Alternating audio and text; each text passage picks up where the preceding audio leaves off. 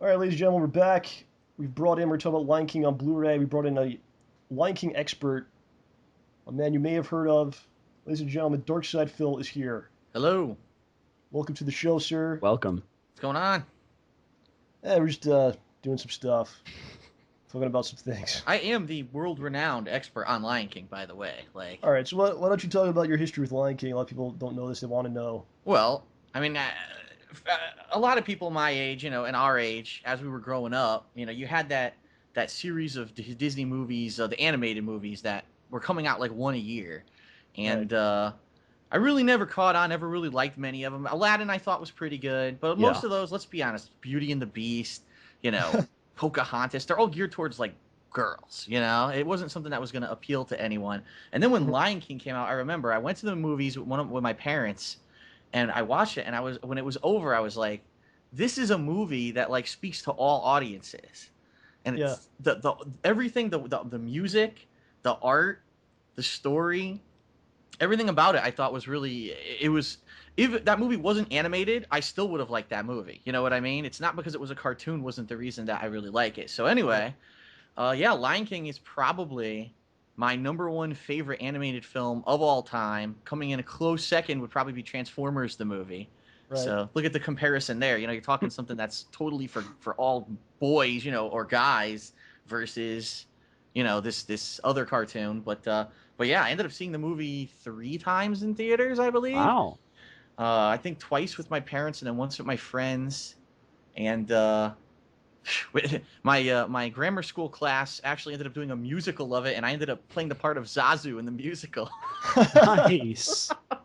We got to find the lost footage of that. Oh God! I please, I I'll hope upload. no one recorded that. It'll be uploaded to DSP Lion King. Yeah, the movie's just got such great emotional content. Um, so let's talk about the actual release. I actually got it at Toys R Us, Hmm. and it was 1999. Like I didn't even know this. I just went in to get it. It was 1999, which was awesome, and it came with a giant poster. Hmm. Yep. So it was a great freaking deal. I know you. What did you get it from Disney directly? I got it from Disney through their website because Okay. I own other Disney Blu-rays, and you get like extra points if you order through the website. And they mailed it to me a week early. I ended up getting it on Monday, so I actually saw it a day earlier than everyone else. Oh wow, Nice. broke street dates. That's right. Disney's breaking its own street dates. So yeah, I mean, I don't think people realize, for our generation, that was a huge movie, and like you said, like you saw it three times. I think everyone saw it like multiple times. Oh And yeah. Our remember, like, middle school was oh, obsessed with it. I saw it 4 or 5 times in middle school, and then they took us to the musical on Broadway. yeah, I didn't get into the musical. I never saw it, but remember, like, what was it, like Burger King or McDonald's had the toys? Yeah, it Whatever. was Burger King, man. It was huge. It was even on the news. Like they had what, not Happy Meal, but I guess whatever the BK Kids meal, BK meal. Kids meal.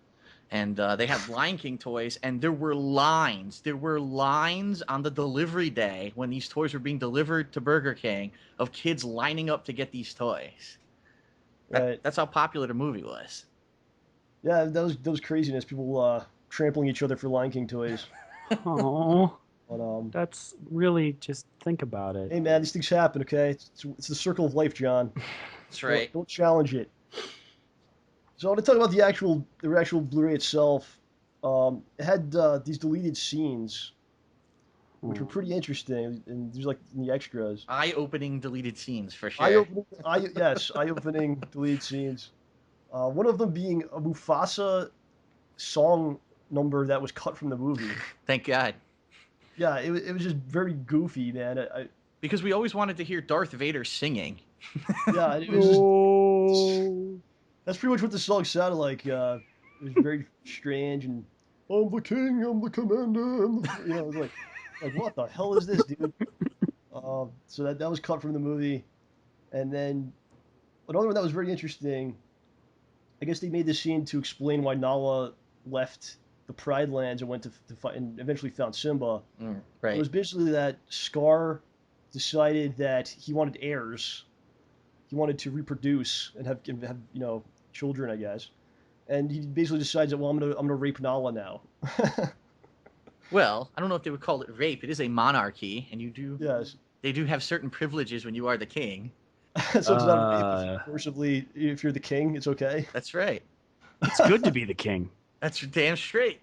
Well, Phil is a king, so he knows these things. We don't know this stuff. I mean, even though the scene, obviously, it's not a kid scene. It's not Yeah. something that if a kid watched this, they'd say, "Mommy, what is going on?" You know. But for as an adult watching it, I actually think the scene adds more to the story because it shows how much of a tyrant that Scar had become. That he didn't really Right. give a crap about anyone in their, in their group. That he really only cared about himself. It explains why Nala left. It explains why the hyenas, how they got introduced into this society. It really, the movie never always had those like plot holes, and you were like, man, it's just kind of weird that all of a sudden Nala's wandering around and runs into Simba. Like, why is she wandering? Why did she leave the Pride? So it answered a lot of plot holes for me, but I couldn't understand why that scene was left out.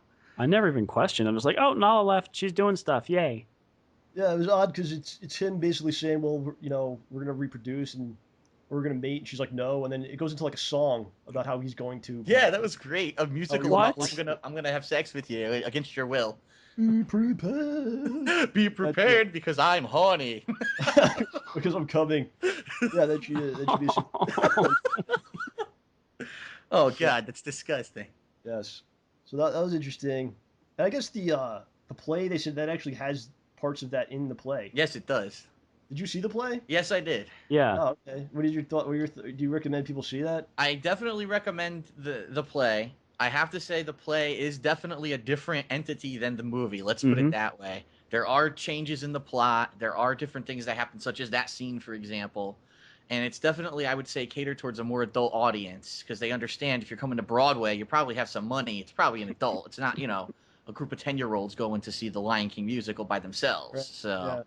But yeah, the musical, I liked it a lot. I thought the set pieces were great. That a lot of people were complaining when the musical came out. Oh, how could you have a mask that's not on your face? It's like a head above you and it's like a puppet. I thought it worked fine. I really liked the musical a lot. It's just it's definitely different from the movie. Yeah, I don't remember much, but it was different. And the masks, I mean, they were weird at first, but it made a lot of sense. I mean, plus you can't really sing through that. Right. So both of you guys saw this movie. No, neither of you took me to it. Dude, I was in 7th grade and we saw it as a field trip. It's no excuse. No excuse whatsoever. I have you on my show, and you don't take me to Lion King. Had we met? Whatever, dude. Whatever. It is still playing. Yeah, I'm gonna have to go check it out. To be honest, I think They actually talked a lot about the play in the documentary that was included, which was kind of surprising. They went into a lot of details about that as well as the movie. So I'm gonna check it out. What's interesting about the movie is you think a lot of people think about it as like, oh, it's Disney. It's like this big thing, this big operation. They just kind of throw it together. But in reality, like they showed, it was basically a small group of people that, poured their blood, sweat, and tears and busted their asses to make this movie. Right. Just like anything, just like a lot of this stuff. And I think the documentary was really good. I think the most interesting thing about the documentary on this DVD is that they explain that at the time Aladdin hadn't even come out yet. And so there really wasn't a history of these Disney movies coming out and being hits. Right. And at the time, everyone thought, oh, the next big one will be Pocahontas. Everyone's going to like Pocahontas. And no one really wanted to work on The Lion King because they thought that it was going to be a flop. And, that Aladdin would be good. Then you'd have like a bye year with Lion King. And then Pocahontas would like blow it out of the charts. And then it ended up being vice versa. Lion King did insanely well. And Pocahontas was pretty much considered a flop. Yeah. And they talked about the pressure of coming off of just imagine Beauty and the Beast is out. That's crazy. Aladdin came out, huge money, and then you have your movie. Like that must be so nerve-wracking. But Lion King wound up being the biggest one. And I really think it was downhill after Lion King though. I mean, they didn't really get into that, but then you had Hercules and Tarzan and a lot of stuff didn't really. Right. Pocahontas, like you said, didn't really capture the attention of people as well. But one of the things I really liked in the documentary, this was interesting. They talked about the African music that they put into the Elton John song. And the lyrics that they used were actually very politically charged lyrics. So when they're singing about things, they're actually saying down with the government and free the people and things like that. Yeah. And you wouldn't know that, So yeah. So I think it's really cool. It's really edgy content to it. And they had mentioned that Disney at some point was, all right, we need a translation of these songs. Oh no. and they basically just told them, well, yeah, it means like the lion's jumping and hopping and stuff like. Completely lied to him. It's so funny. So good though, man. So good. Well, I guess you couldn't explain that the real lyric is like, pull them in the streets, execute them on the curb, yeah. Kill the president, down with the anarchy. Anarchy for everybody. Kill them all.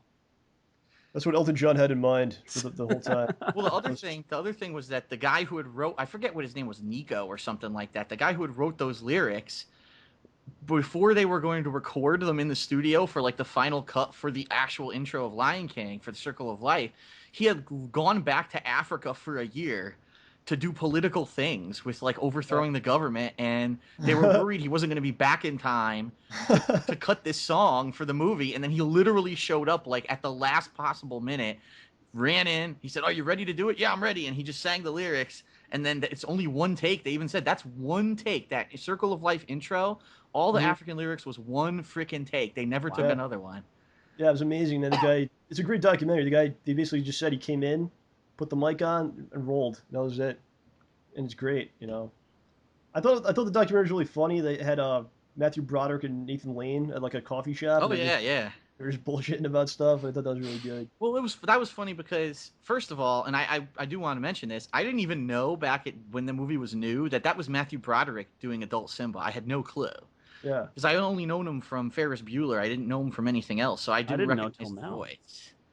Yeah. And, but to have these two guys who then later on met up and did the producers, and it became one of the most successful Broadway plays ever, then a successful movie, and that the fact that this was really the first project they'd ever worked on together, and then it went on to something else, but they didn't really know each other at the time. I really like that dynamic. Like he's like, "Oh, I think Nathan, I think I walked by in the hallway one day, and you were like, oh, it's Matthew," and you just like hey or something like a diva. Yeah. Yeah, there's some really funny stuff in there with them. Matthew Broderick brought up how there was I guess the original voice for Nala was someone else. Yes. He didn't say who it was, but he was like, I guess he met the woman that eventually did it. And he's like, "Oh, what did you do on the movie?" And she's like, "I was Nala." And he's like, "Really? I worked with someone else." I guess that's, you know, that's the side of the big production side of things. Yeah. But, for last I wanted to get your thoughts on the actual Blu-ray movie and like the quality and what you thought of it. Oh, but it was hands down. It's probably the most beautiful hand-drawn movie that like you could possibly see. Like it's so much detail, and the colors. I mean, it's the first time I've seen it. You know, on a DVD actually. I owned the VHS cassette. You know, back in the day, and I never actually got it on DVD. So to see it again and to see it in this, you know, the high definition picture, the colors. I remembered being in the movies watching it and how good it looked in the movies, you know. Yeah, It kind of brought you back to that. And then also, you know, the surround sound, they use the DTS audio, which is actually the highest quality audio transfer that they have right now. I could hear like when in the intro when the elephants were walking, you could hear boom, boom. You could hear it actually vibrating with your subwoofer. It was just so good. This is the best way to view it.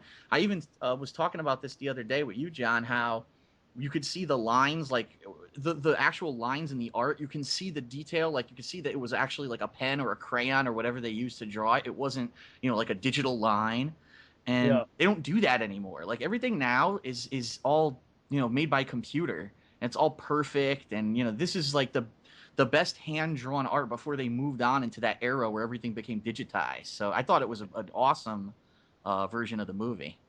Yeah, it's really just incredible. The color is so vibrant. It just gives the whole thing like just new life. And I actually saw the 3D movie version, which was in the theaters the last 2 weeks, and this was even a better experience than that. Like the Blu-ray was much better than that. That was pretty cool, though. I have to say that the whole 3D thing. I know a lot of people don't like the 3D movies. I certainly don't like the price that you pay to go see them. Well, you don't think $18 is fair? Yeah, I think it was it was something like $16. Pretty crazy. Yeah, but I don't know. I kind of like it in some ways because it's an experience that you can't really get from home yet. So like, so it's like, why should I go to the movies if I could just watch the Blu-ray, you know, anyway? So it kind of gives you like a different aspect of the movie. Another reason to go see it again. Another reason to actually go to the movie. Well, let me ask, what was the best 3D effect in the movie? The opening sequence was very good. Certain parts were not 3D at all, but the opening, you know, obviously the opening was amazing, and some of the musical numbers, which are which you've kind of seen, you don't really care about, like I Can't Wait to Be King, like that whole thing. Mm. All of a sudden, that was like really cool to watch again because all the stuff going on and like the 3D effects made it really nice. But yeah, I think this whole the Blu-ray and the quality of that just even blows that away. So, um, that's the Lion King. Like I like in the documentary they talk about how it's actually like a very human story, even though it's animals talking. Like it's very human. There's all very human emotions in it, and a lot of Right. people worked on it. They had Right. lost their parents or their fathers, and Oh, um, yeah, it's a great tale. I liked how the original name of it was supposed to be King of the Jungle, and they realized halfway through production that there's no jungle, so they had to get rid of the name.